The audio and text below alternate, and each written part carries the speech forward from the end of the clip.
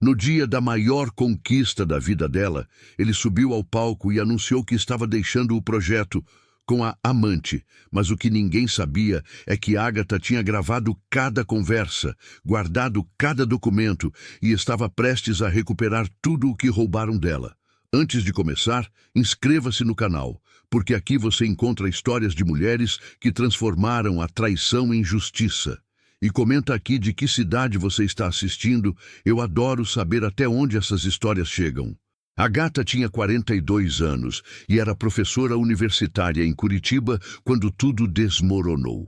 8 anos dedicados a um sonho que ela acreditava ser compartilhado. 8 anos construindo algo do zero, investindo cada centavo que tinha, cada hora livre, cada partícula de energia que lhe restava depois de um dia inteiro dando aulas. O Instituto de Neurociência Aplicada. Esse era o nome. E no papel, no coração, na essência, era dela, mas no registro oficial, pertencia a ele. 15 de março de 2024. Sábado, dia da inauguração. 300 pessoas. Reitores de universidades, investidores, jornalistas, colegas que Agatha respeitava há décadas. Todos ali para celebrar a abertura do primeiro instituto privado de pesquisa em neuroplasticidade do sul do Brasil.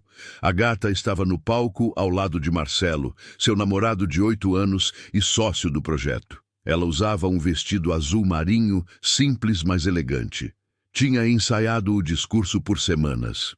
Queria agradecer a todos, falar sobre a importância da pesquisa científica independente, homenagear os professores que a inspiraram. Marcelo pegou o microfone primeiro.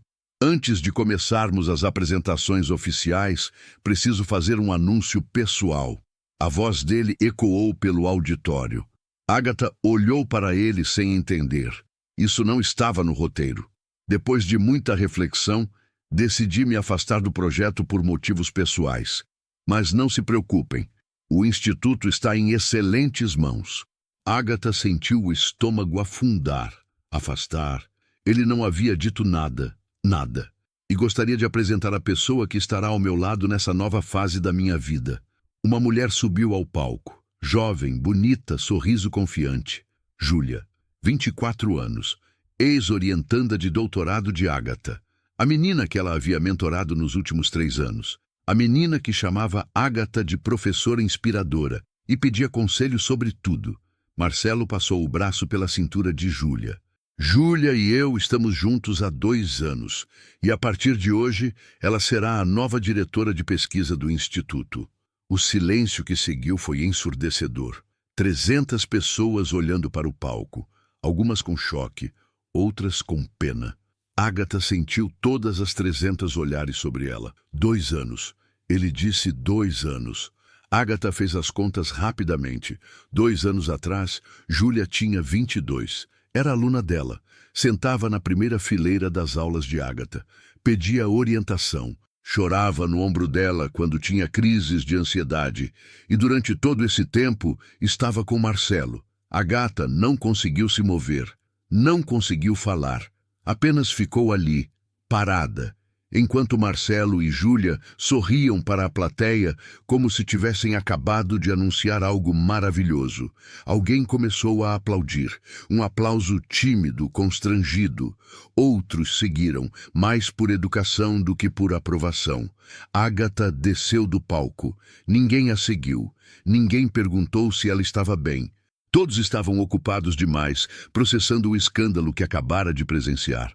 Ela foi direto para o banheiro e trancou a porta. Apoiou as mãos na pia e olhou para o próprio reflexo no espelho. 8 anos. 420 mil reais das suas economias. Sua reputação, seu tempo, sua pesquisa. E ele acabara de anunciar, na frente de 300 pessoas, que estava deixando tudo com a amante. Agatha não chorou. Ainda não. Apenas respirou fundo e percebeu algo que a fez gelar. Marcelo não disse que estava deixando o projeto. Ele disse que estava se afastando. Mas Júlia seria a nova diretora de pesquisa. E Agatha? Qual era o papel dela agora? Ela voltou ao salão 20 minutos depois. A cerimônia continuava. Discursos, homenagens, Júlia estava ao microfone falando sobre inovação e futuro da ciência, como se tivesse construído aquilo sozinha. Agatha sentou no fundo e observou. E foi então que notou. Marcelo e Júlia trocavam olhares, pequenos sorrisos, toques discretos. Não era o comportamento de um casal recente, era intimidade, era cumplicidade, era algo planejado. Agatha pegou o celular e abriu o grupo de WhatsApp do Instituto, procurou as mensagens antigas, 2 anos atrás, e encontrou. Uma mensagem de Júlia para Marcelo enviada acidentalmente no grupo e apagada segundos depois. Ela ainda não desconfia de nada. Podemos seguir com o plano. Agatha tinha feito print na época, sem entender o contexto. Achava que era sobre alguma surpresa de aniversário. Agora entendia. Não foi traição, foi golpe. Na segunda-feira seguinte, Agatha tentou acessar o sistema do Instituto. Sua senha não funcionava. Tentou novamente. Acesso negado. Ligou para o suporte técnico. Um rapaz jovem atendeu constrangido. Professora Agatha, eu recebi ordens para desativar seu perfil de administradora. Ordens de quem? Do Dr. Marcelo. Ele disse que a senhora não faz mais parte da gestão executiva. Agatha desligou sem responder. Foi direto ao escritório do Instituto. A recepcionista a cumprimentou com um sorriso sem graça. Preciso falar com o Marcelo. Ele está em reunião. Posso anotar um recado? Não, vou esperar. Agatha sentou na sala de espera como se fosse uma visitante, no prédio que ela havia escolhido, com os móveis que ela havia comprado, cercada pela pesquisa que ela havia desenvolvido. 1 hora depois, Marcelo saiu da sala de reuniões. Júlia estava ao lado dele. Quando viu Agatha, ele parou. Precisamos conversar, Agatha disse, a voz firme. Claro, vamos para a minha sala. A minha sala, não nossa, minha. Agatha entrou. Júlia tentou seguir, mas Agatha bloqueou a porta. Sozinhos. Júlia olhou para Marcelo, que acenou com a cabeça. Ela saiu, mas deixou a porta entreaberta. Agatha fechou completamente. Onde estão os documentos de sociedade? Ela perguntou direto. Marcelo suspirou, como se estivesse lidando com uma criança teimosa. Agatha, a gente já conversou sobre isso. Como você é professora de universidade pública, há conflito de interesses. Registrar o instituto no seu nome seria ilegal. Você disse que era temporário, que assim que conseguíssemos a aprovação, você me incluiria oficialmente. E eu tentei, mas os advogados disseram que não é possível. Você sabe como é a burocracia brasileira. Agatha o encarou. Eu investi R$ 420 mil neste projeto, Marcelo. Cada centavo das minhas economias. Você prometeu que eu seria sócia. E você é, só não no papel. Isso não é sociedade. Isso é doação. Olha, Agatha. Ele se levantou, tentando assumir uma postura conciliadora. Eu sei que a situação com a Júlia foi inesperada. Mas isso não muda o fato de que você é importante para este instituto. Seu trabalho é valioso. Então, por que me tiraram do sistema? Foi um mal-entendido. Júlia achou que você não ia querer continuar depois do que aconteceu. Júlia achou. Agatha repetiu, deixando o veneno escorrer pelas palavras. A menina de 24 anos que eu orientei está tomando decisões sobre o meu acesso ao instituto que eu criei. Ela é diretora de pesquisa agora. Tecnicamente, é a posição dela decidir quem tem acesso aos dados. Agatha sentiu algo quebrar dentro dela. Não era o coração, era algo mais profundo. Era a última fagulha de confiança que ainda restava. Eu quero ver os contratos, todos, os registros financeiros, os documentos de propriedade intelectual. Marcelo hesitou. Agatha, você está sendo dramática. Estou sendo roubada. Quero os documentos. Agora. Ele cruzou os braços. Vou pedir para o jurídico preparar cópias, mas isso vai levar alguns dias. Eu tenho direito de acesso imediato. Como visitante, não. Como ex-sócia, de fato, talvez. Mas isso precisa ser discutido com os advogados. Ex-sócia, de fato. Agatha saiu daquela sala tremendo. Não de medo, de raiva. Ela foi direto para casa, ligou o computador e começou a procurar contratos, e-mails, recibos, tudo o que tinha guardado ao longo de 8 anos. E encontrou algo que fez o sangue gelar. Um e-mail de 3 anos atrás. Marcelo enviando para Júlia, quando ela ainda era aluna de graduação, um documento intitulado Plano de Transição Instituto. Ágata abriu o anexo. Era um passo a passo detalhado de como remover gradualmente a influência da professora Ágata do projeto. Etapa 1. Registrar tudo apenas no nome de Marcelo, usando a justificativa de conflito de interesses. Etapa 2. Contratar Júlia como estagiária e treiná-la para assumir funções técnicas. Etapa 3. Transferir progressivamente as responsabilidades de Ágata para Júlia. Etapa 4. Anunciar o relacionamento apenas quando o instituto estivesse consolidado e Ágata já não fosse mais essencial. 3 anos. Eles vinham planejando isso há 3 anos. Ágata continuou procurando. Encontrou mais e-mails. Conversas entre Marcelo e Júlia. Planos, estratégias. Eles discutiam como gerenciar Ágata para que ela continuasse investindo dinheiro e tempo sem perceber que estava sendo afastada. Em uma mensagem, Júlia escreveu: "Ela confia demais em você. Isso facilita tudo." E Marcelo respondeu: "Exatamente. Mulheres como ela são previsíveis. Trabalham duro, acreditam em promessas, nunca questionam." Ágata fechou o laptop, respirou fundo e tomou uma decisão. Ela não ia chorar, não ia implorar, não ia aceitar migalhas. Ia investigar, ia juntar provas e ia recuperar tudo o que roubaram dela. Porque Marcelo cometeu um erro fatal. Ele subestimou a mulher que passou 8 anos construindo o instituto mais sofisticado de pesquisa científica do sul do país. E se havia algo que Ágata sabia fazer, era pesquisar. Na manhã seguinte, ela ligou para uma antiga colega de faculdade, doutora Helena Costa, advogada especializada em propriedade intelectual e fraudes societárias. "Helena, preciso da sua ajuda e preciso de discrição absoluta."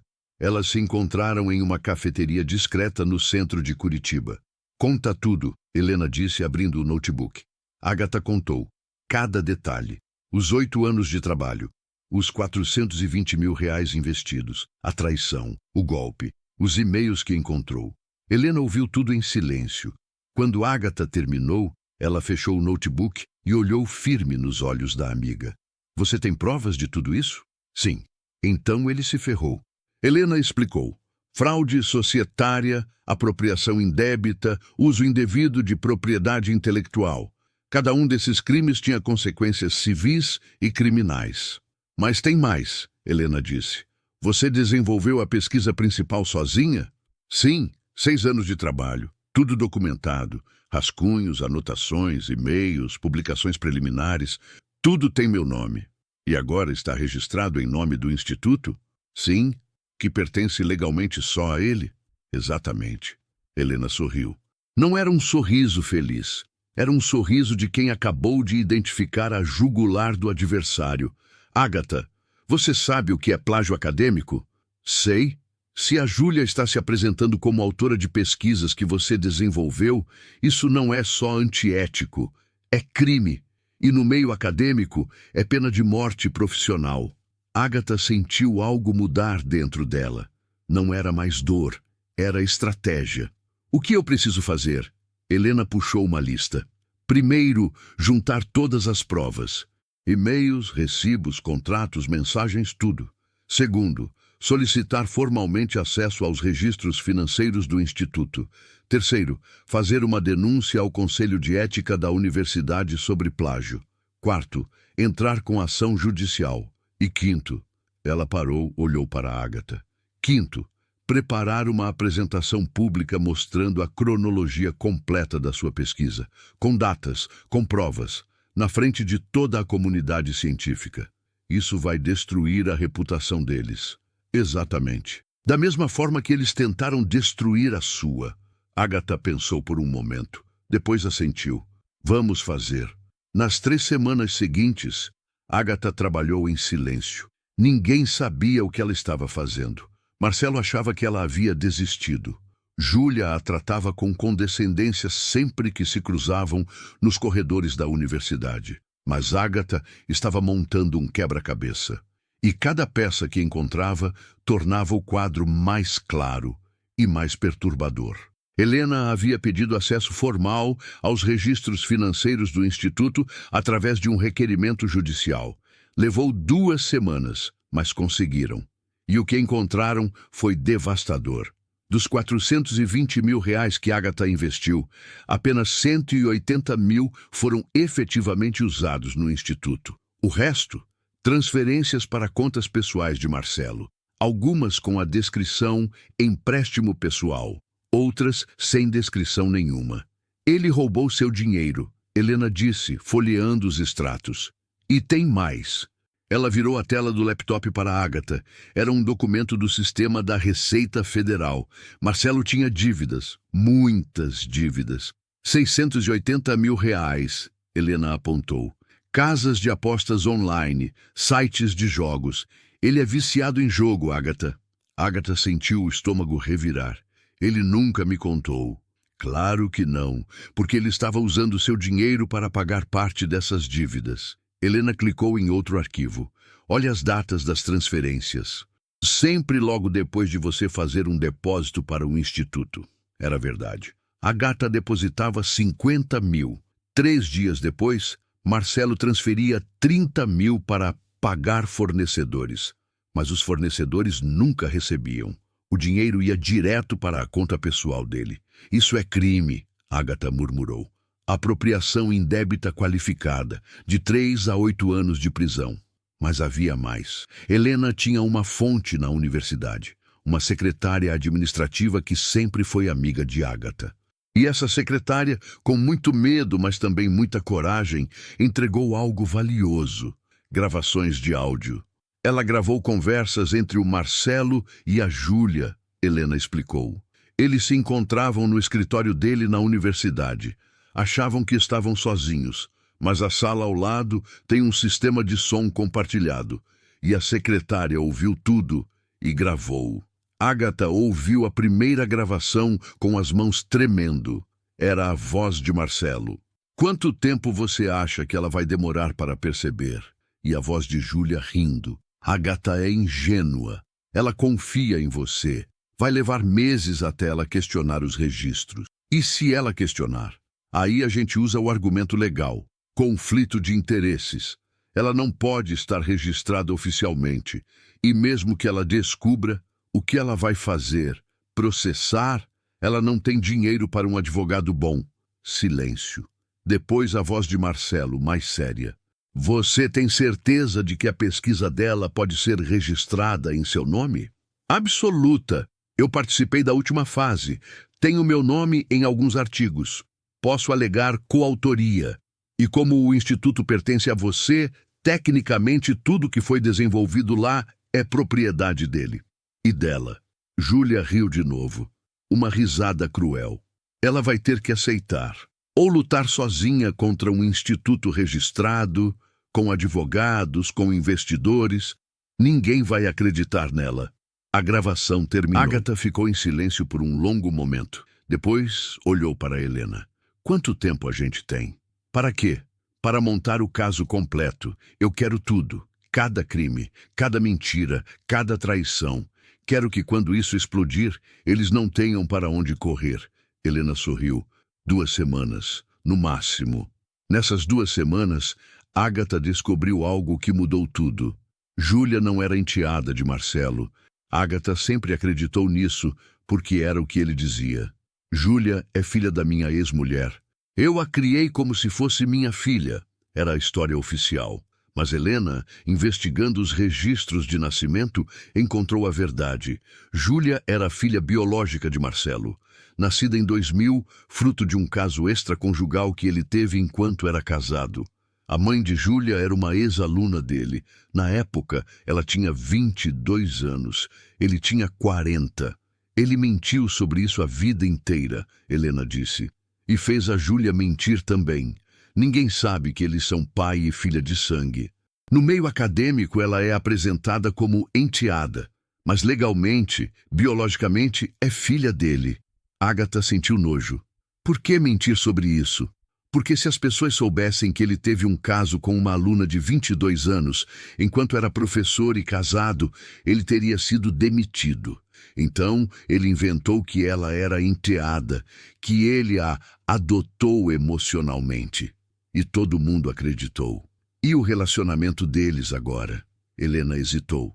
Não sei, mas pelas mensagens parece que ele a manipula há anos. Júlia cresceu vendo o pai como um herói. Ele a treinou para isso, para ser a substituta perfeita. Agatha fechou os olhos. Tudo fazia sentido agora. Júlia não era apenas uma amante oportunista. Era uma filha manipulada por um pai que a usava como peça de um jogo cruel. Mas isso não a absolvia. Júlia era adulta, formada em direito, sabia exatamente o que estava fazendo. O que mais você encontrou? Agatha perguntou. Helena abriu uma pasta. Irregularidades fiscais. Marcelo declarou verbas de pesquisa que nunca foram usadas. Desviou recursos públicos que o Instituto recebeu como incentivo. E tem um detalhe interessante. Ela mostrou um documento. Ele tentou registrar a sua pesquisa principal em nome da Júlia, como se ela fosse a autora. Mas para isso, ele precisava de um registro oficial de coautoria. E você nunca assinou nenhum documento dando crédito a ela, certo? Nunca. Júlia participou apenas como assistente na última fase. Ela não teve nenhuma contribuição intelectual original. Então ele falsificou sua assinatura. Agatha pegou o documento. Era um formulário de coautoria, datado de 6 meses atrás, com uma assinatura que supostamente era dela, mas não era. Isso é falsificação ideológica, Helena disse. Crime federal. Ele está acabado, Agatha, completamente acabado. Agatha olhou para a pilha de provas sobre a mesa. Registros bancários, gravações, e-mails, documentos falsificados, confissões gravadas.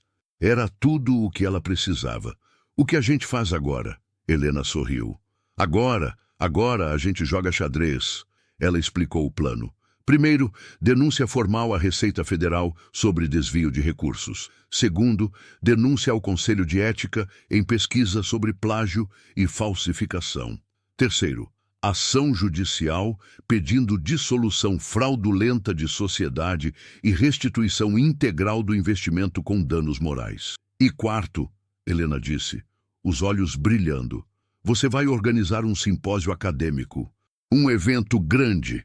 Vai convidar toda a comunidade científica e vai apresentar a cronologia completa da sua pesquisa, com provas, com datas, com documentos originais. Eles vão estar lá? Vão, porque a Júlia vai achar que é uma homenagem a ela. Marcelo vai achar que é uma oportunidade de se promover. Eles vão cair direitinho na armadilha. Agatha pensou por um momento. Depois assentiu. Vamos fazer. Tem certeza?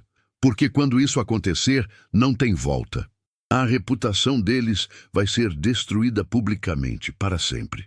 Agatha olhou pela janela, viu a chuva caindo sobre Curitiba e lembrou da inauguração, do sorriso de Marcelo, da risada de Júlia, das 300 pessoas olhando para ela com pena. Eles me humilharam na frente de 300 pessoas, ela disse calmamente. Roubaram meu dinheiro, minha pesquisa, meu futuro e acharam que eu ia aceitar calada. Ela se virou para Helena. Tenho certeza absoluta. 3 semanas depois, os convites foram enviados. Simpósio Internacional de Neurociência Aplicada. Homenagem aos pioneiros da pesquisa no Brasil. Data: 5 de maio de 2024. Local: Auditório da Universidade Federal do Paraná. Marcelo recebeu o convite e sorriu. Olha isso, Júlia. A Agatha está organizando um evento. Parece que ela finalmente aceitou a situação. Júlia leu o convite. Ela vai apresentar a cronologia da pesquisa sobre neuroplasticidade. Quer dizer que ela está reconhecendo o nosso trabalho. Ou ela está tentando ter um último momento de glória antes de sumir de vez, Marcelo disse, jogando o convite na mesa. De qualquer forma, temos que ir. Aparência é tudo. O que eles não sabiam é que Agatha havia enviado convites pessoais para 450 pessoas. reitores de universidades, pesquisadores renomados, jornalistas científicos, membros do Conselho Nacional de Desenvolvimento Científico, auditores da Receita Federal disfarçados de acadêmicos, e a doutora Helena Costa, sentada na primeira fileira, com uma pasta cheia de documentos. Na manhã do dia 5 de maio, Ágata acordou às 5 da manhã, tomou café, vestiu um terno cinza elegante, prendeu o cabelo, olhou-se no espelho. Hoje, ela disse para o próprio reflexo, eles vão entender quem eu realmente sou. Chegou ao auditório às 7. Conferiu o projetor pessoalmente. Testou o microfone, organizou os slides. Cada um deles era uma bomba prestes a explodir. As pessoas começaram a chegar às 8h30. Às 9, o auditório estava lotado. 450 lugares ocupados. Pessoas de pé no fundo. Câmeras de TV instaladas. Marcelo e Júlia entraram às 9h15. Sentaram na terceira fileira, acenando para conhecidos, sorrindo como celebridades. Às 9h30, a gata subiu ao palco. O silêncio foi imediato. Bom dia, meu nome é Ágata Moreira. Sou professora titular de Neurociência da Universidade Federal do Paraná. E hoje vou contar a história de 8 anos da minha vida. Ela clicou no primeiro slide. Uma foto dela no laboratório, 6 anos atrás, cercada por equipamentos, anotações espalhadas.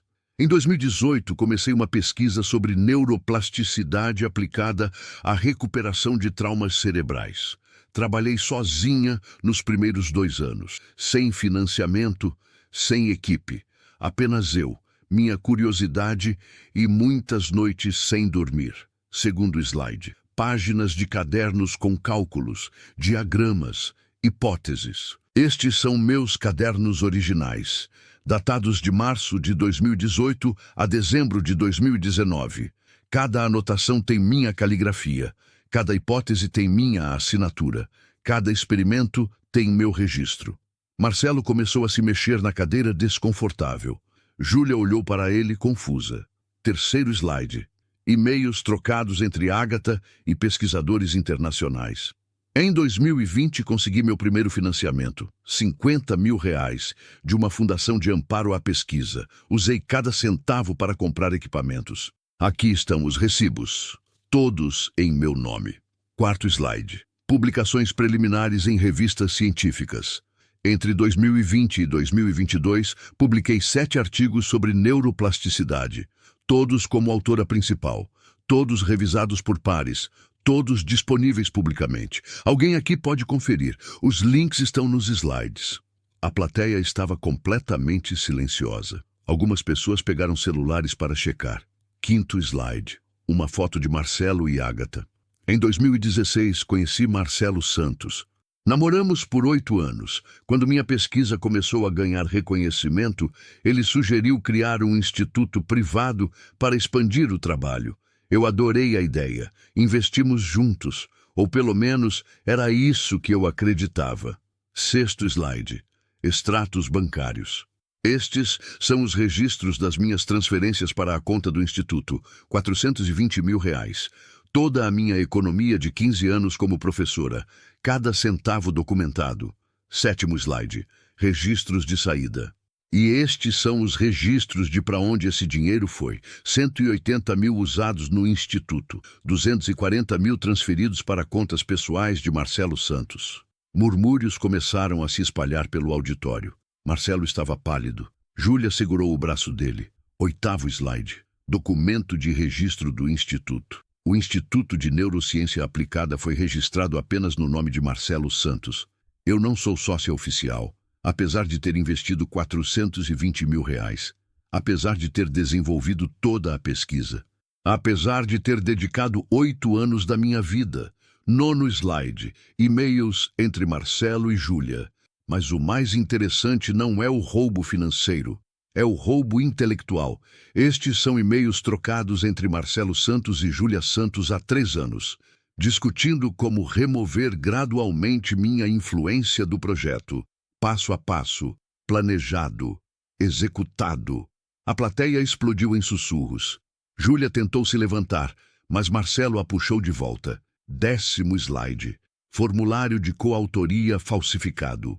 E este é um documento que supostamente eu assinei, dando crédito de coautoria da minha pesquisa para Júlia Santos.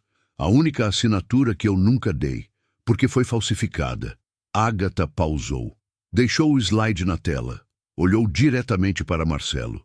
Falsificação ideológica é crime federal, punível com 2 a 6 anos de reclusão. Marcelo se levantou furioso. Isso é difamação. Eu vou processar você. Ágata não se abalou. Processe. Todos esses documentos já foram entregues à Receita Federal, ao Conselho de Ética em Pesquisa e ao Ministério Público. Existem cópias autenticadas. Perícia grafotécnica já foi feita. Sua assinatura falsa já foi comprovada. Júlia estava chorando agora. Algumas pessoas na plateia apontavam para elas, outras tiravam fotos. 11º slide, gravação de áudio. E para quem ainda tem dúvidas sobre as intenções deles, eu gostaria que ouvissem isto. Ágata apertou o play. A voz de Júlia encheu o auditório. Ágata é ingênua, ela confia em você. Vai levar meses até ela questionar os registros. E a voz de Marcelo. E se ela questionar? Aí a gente usa o argumento legal. Ela não pode estar registrada oficialmente. E mesmo que ela descubra, o que ela vai fazer? Processar. Ela não tem dinheiro para um advogado bom. O áudio terminou. O silêncio era absoluto. Ágata olhou para a plateia. Mas eles estavam errados. Eu tenho um advogado excelente. E eu tenho algo mais importante, a verdade. 12º slide. Documentos judiciais. Processo número 5 do ZEU 4567 20.2024.4.04000. Ação de dissolução fraudulenta de sociedade de fato, apropriação indébita qualificada e falsificação ideológica. Contra Marcelo Alberto Santos e Júlia Santos. Denúncia número 2024-0456 ao Conselho de Ética em Pesquisa. Plágio acadêmico e uso indevido de propriedade intelectual. Contra Júlia Santos. Notificação fiscal número 7893-2024 investigação da Receita sobre desvio Federal de recursos de incentivo à pesquisa. Contra o Instituto de Neurociência Aplicada e Marcelo Alberto Santos. Marcelo estava de pé, gritando. Vocês não podem acreditar nisso. Ela está mentindo. Ela é uma mentirosa? Ágata o interrompeu calmamente. Posso ser muitas coisas, mas mentirosa não é uma delas. Cada documento que apresentei hoje está disponível publicamente. Cada prova está registrada. Cada palavra que falei pode ser verificada. Ela desligou o projetor e olhou diretamente para ele. Você me subestimou, Marcelo. Achou que eu ia aceitar calada, que eu ia desistir, que eu era fraca demais, ingênua demais, apaixonada demais para lutar, mas o que você esqueceu é que eu sou pesquisadora. E pesquisadores não aceitam mentiras. Pesquisadores buscam a verdade, documentam, provam. Ela pegou o microfone e se virou para a plateia. Obrigada pela presença. O simpósio está encerrado. E saiu do palco sob um silêncio ensurdecedor. Júlia estava sendo escoltada para fora por seguranças. Marcelo estava cercado por jornalistas. A Receita Federal já havia bloqueado as contas do Instituto. E Ágata? Ágata caminhou até Helena, que estava sorrindo na primeira fileira. Como eu fui? Perfeita. Os próximos dias foram um turbilhão. A notícia se espalhou como fogo. Professora expõe fraude bilionária em instituto de pesquisa. Plágio acadêmico e roubo, o escândalo que abalou a comunidade científica brasileira. Falsificação de documentos. Fundador de instituto é investigado pela Polícia Federal. O celular de Ágata não parava de tocar. Jornalistas querendo entrevistas, colegas pedindo detalhes. Universidades se distanciando de Marcelo. Investidores retirando apoio do Instituto. Mas Ágata não atendeu nenhuma ligação, apenas esperou. 10 dias após o simpósio, a primeira decisão judicial saiu. Determino o bloqueio imediato de todas as contas bancárias do Instituto de Neurociência Aplicada e de Marcelo Alberto Santos até conclusão das investigações sobre apropriação indébita e desvio de recursos públicos. Helena ligou para Ágata assim que recebeu a notificação. Ele está quebrado, não consegue pagar advogados, não consegue acessar dinheiro, não consegue mais nada. 15 dias depois, veio a segunda decisão.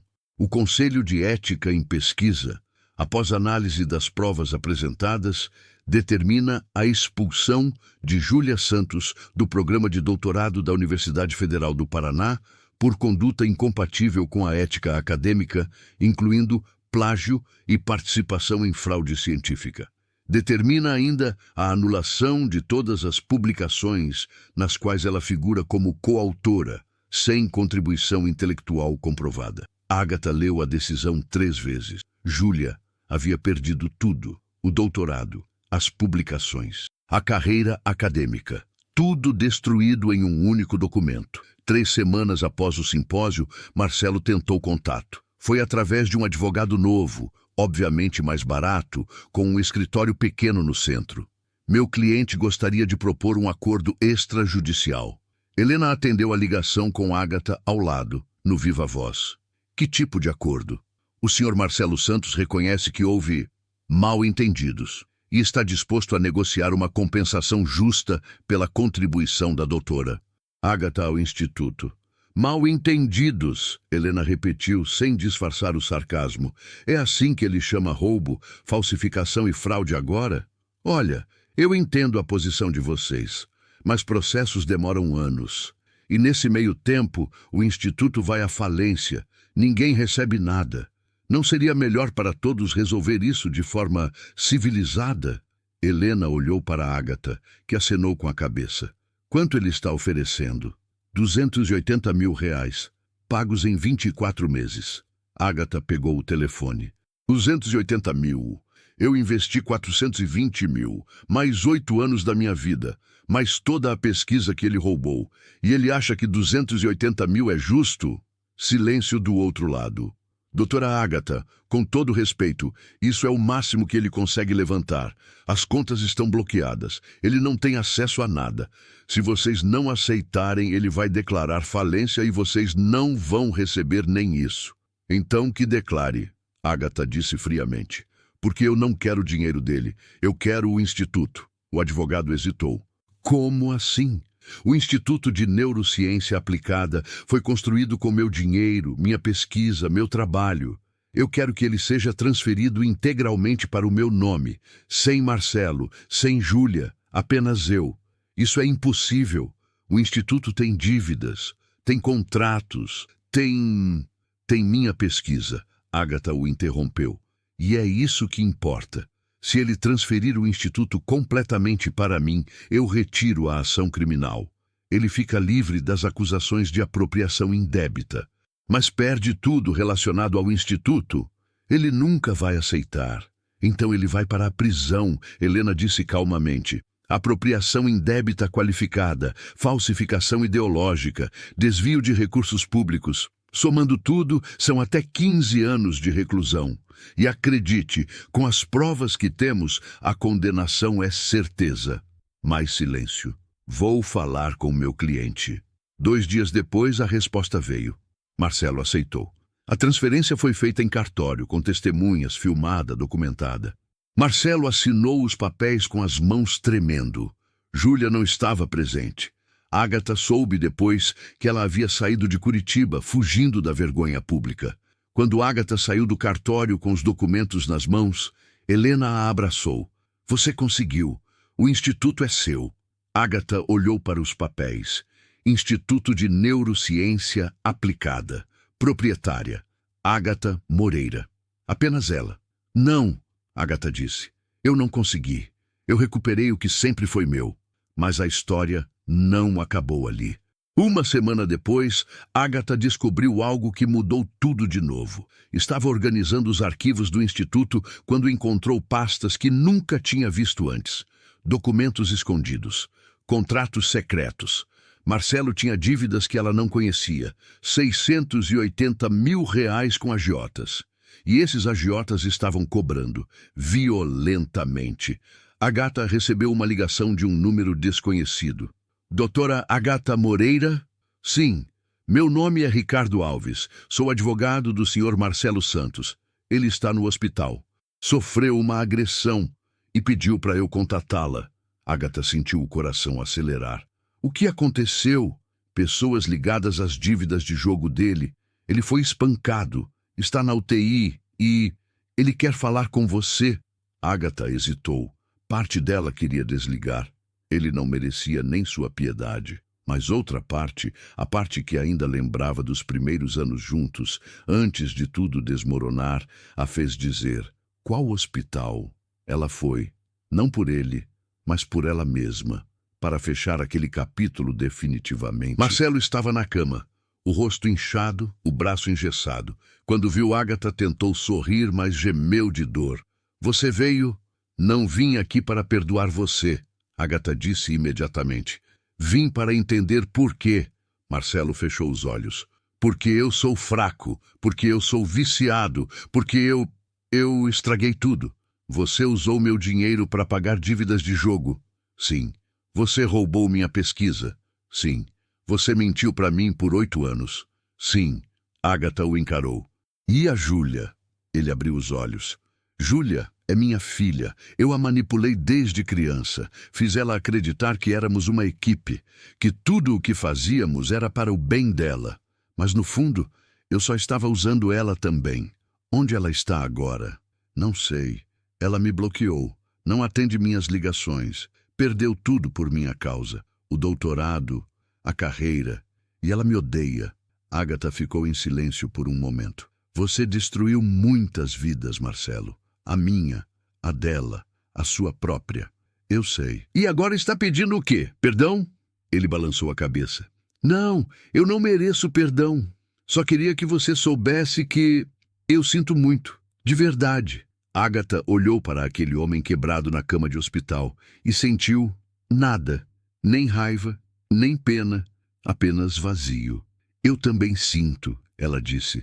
Sinto pelos 8 anos que desperdicei com você. Sinto por ter confiado. Sinto por não ter visto quem você realmente era. Ela se levantou. Mas eu não sinto mais raiva. Porque você não merece nem isso. Você é só um homem fraco que destruiu tudo ao seu redor. E agora está sozinho. E essa é a única justiça que eu preciso. Ela caminhou até a porta. Parou. Não se virou. Não entre em contato comigo de novo. Nunca mais. E saiu. Foi a última vez que viu Marcelo Santos. 6 meses depois, dezembro de 2024. Agatha estava no escritório do Instituto de Neurociência Aplicada. Mas agora era diferente. As paredes tinham uma nova cor. Azul claro, tranquilo. As mesas eram novas. A equipe era nova. Tudo era novo. Ela havia demitido todos que tinham ligação com Marcelo. Contratou pesquisadores jovens, talentosos, éticos, pessoas que acreditavam na ciência, não em atalhos. O instituto tinha um novo nome também.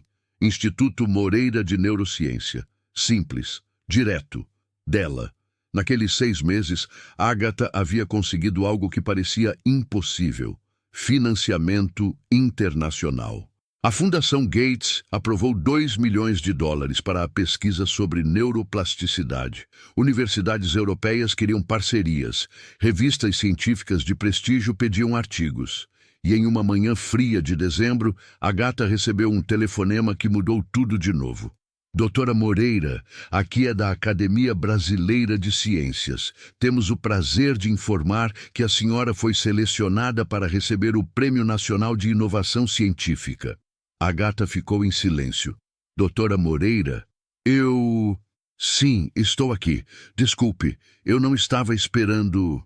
Sua pesquisa sobre neuroplasticidade aplicada à recuperação de traumas cerebrais foi considerada revolucionária pela comissão. A cerimônia será em Brasília, no dia 15 de janeiro. Esperamos a senhora lá. Quando desligou o telefone, Agatha ficou parada por um longo momento. Depois sorriu, um sorriso verdadeiro, pela primeira vez em meses. Ligou para Helena. Você não vai acreditar. Tenta eu.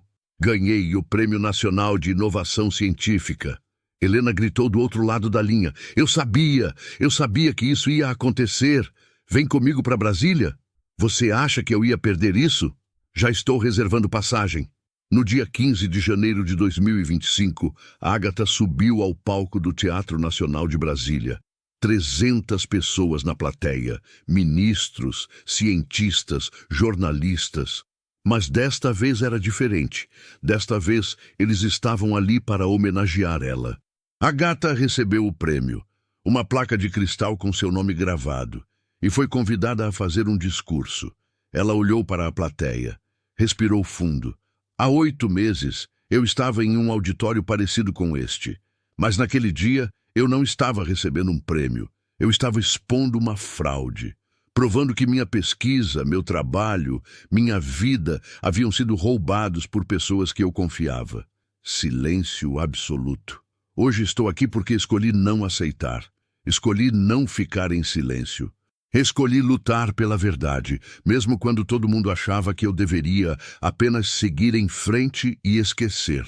Ela olhou para o prêmio em suas mãos. Este prêmio não é só meu, é de todas as mulheres que foram subestimadas, de todos os cientistas que foram roubados, de todas as pessoas que ouviram "você não vai conseguir" e mesmo assim tentaram. Aplausos começaram. Pequenos no início, depois crescendo até preencher todo o teatro. "Obrigada", Ágata disse, e saiu do palco. Naquela mesma semana, recebeu 2 mensagens. A primeira era de Júlia. "Doutora Ágata, eu sei que não mereço sua atenção, mas preciso dizer que sinto muito, por tudo. Eu fui manipulada pelo meu pai desde criança, mas isso não me absolve. Eu sabia o que estava fazendo e escolhi fazer mesmo assim. Não espero perdão, só queria que soubesse que estou tentando reconstruir minha vida, longe dele, longe de tudo, e que admiro sua força. Sempre admirei. Foi por isso que a traição doeu tanto em mim também, porque eu traí alguém que eu realmente respeitava. Desculpe." Ágata leu a mensagem 3 vezes. Pensou em responder. Pensou em bloquear. No final, apenas arquivou. Júlia não merecia ódio, mas também não merecia perdão. Merecia indiferença. A segunda mensagem era de Marcelo. Ágata nem abriu, apenas deletou. Alguns dias depois, Helena apareceu no instituto com uma garrafa de champanhe. "O que estamos comemorando?" "Acabou", Helena disse, sorrindo. "Marcelo assinou a desistência de todos os recursos. Ele não vai contestar mais nada. O instituto é oficialmente, legalmente, definitivamente seu." Ágata aceitou a taça. Quanto tempo levou? 8 meses, desde o dia do simpósio até hoje. 8 meses para desfazer 8 anos de fraude. Elas brindaram. "Sabe o que é engraçado?" Ágata disse. "Eu passei tanto tempo com raiva, tanto tempo querendo vingança. E agora que acabou, eu não sinto nada em relação a ele. Apenas alívio. Isso é bom, é libertador." Naquela noite, Ágata ficou sozinha no instituto. Caminhou pelos corredores vazios, olhou para os laboratórios novos, os equipamentos de ponta, as pesquisas em andamento, e percebeu algo. Marcelo não roubou seu futuro. Ele apenas atrasou. Tudo o que ela tinha agora, o prêmio, o reconhecimento, o instituto, era dela. Conquistado por mérito, sem atalhos, sem mentiras. Ela poderia ter aceito os 280 mil reais e seguido em frente. Poderia ter ficado em silêncio, mas não ficou. E essa escolha mudou tudo.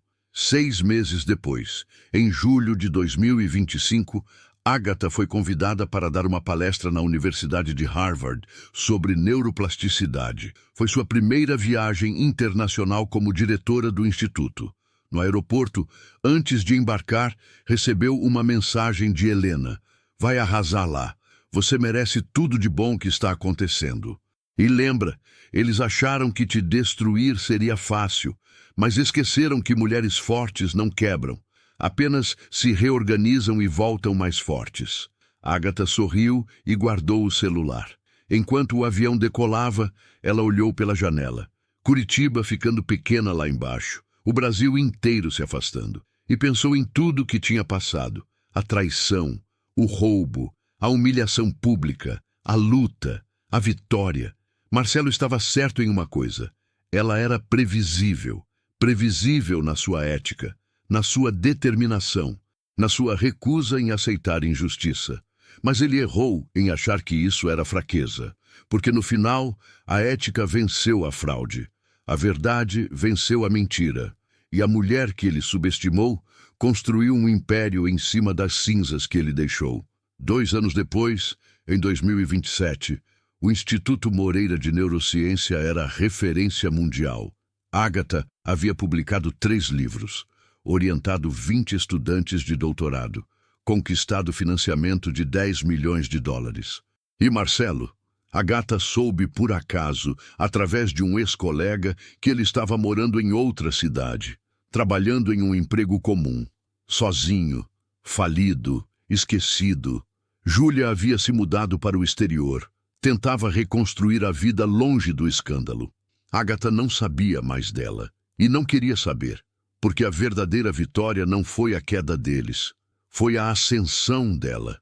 Foi acordar todos os dias sabendo que tudo o que tinha era fruto do próprio trabalho, que ninguém podia tirar isso dela, que ela tinha provado, para si mesma e para o mundo, que era exatamente quem sempre soube que era, brilhante, forte, imparável. Em uma manhã de inverno de 2027, Agatha estava no escritório quando uma jovem estudante bateu na porta. Doutora Moreira, desculpe incomodar.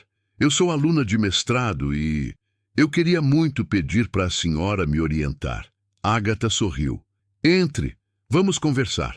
A menina sentou nervosa. Eu li todos os seus artigos. Sua história é inspiradora. A forma como a senhora lutou, como recuperou tudo, eu quero ser como a senhora um dia. Agatha olhou para aquela jovem cheia de sonhos e lembrou de si mesma 20 anos atrás. Você sabe o que aprendi nesses anos todos? Agatha perguntou. O quê? Que você não precisa ser como eu. Você precisa ser como você. Autêntica, ética, determinada. E nunca, nunca aceitar que alguém diminua o que você é capaz de fazer. A menina sorriu. A senhora vai me orientar? Vou. Vamos fazer algo incrível juntas. E naquele momento, Agatha percebeu que a história não tinha acabado naquele simpósio em 2024. Não tinha acabado com o prêmio. Não tinha acabado com a vitória judicial. A história estava apenas começando, porque Agatha não era mais apenas a mulher que foi traída e roubada. Era a mulher que se recusou a ser vítima, que lutou, que venceu e que agora usava sua história para inspirar outras. Eles acharam que tirar o nome dela dos papéis seria suficiente para apagá-la. Mas esqueceram que mentes brilhantes não se apagam, apenas brilham mais forte quando subestimadas. Se você chegou até aqui, obrigada por acompanhar a história de Agatha. Se você já passou por algo parecido, se já foi subestimada, roubada ou traída, saiba de uma coisa: você é mais forte do que imagina e merece justiça. Se inscreva no canal para mais histórias de superação. E comenta aqui embaixo. Você teria feito o mesmo que Agatha?